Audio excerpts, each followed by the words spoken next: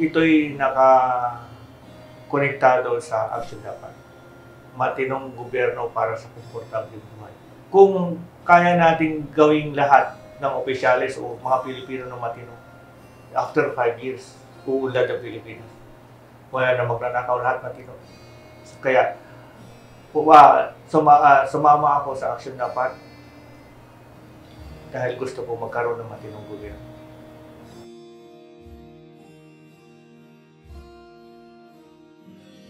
In 5 years, siguro gusto ko rin enjoy yung matitirang buhay ko. Di ba? Kasama yung mga apo ko, yung mga anak ko. Enjoy na natin nung dati isipin yung kagaya ng balik tayo sa pagkabata na hindi mo na iisipin yung pagkain bukas. Di ba? Just enjoy.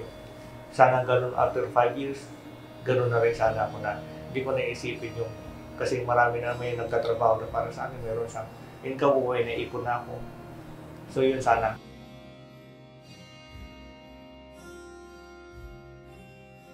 Huwag tayong sumuko. Diba? Gaano man kabigat ang problema, huwag tayong sumuko at huwag tayong gumawa ng mali. Huwag tayong kumapit ng maling paraan. Manatili lang tayo sa tama. Diba?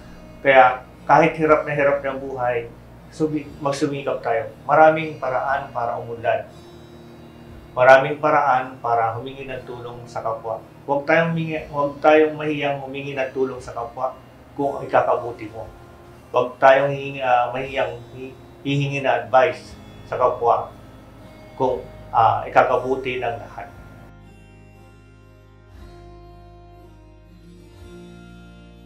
Gagawin ko ang tama kahit na ako lang mag-isa.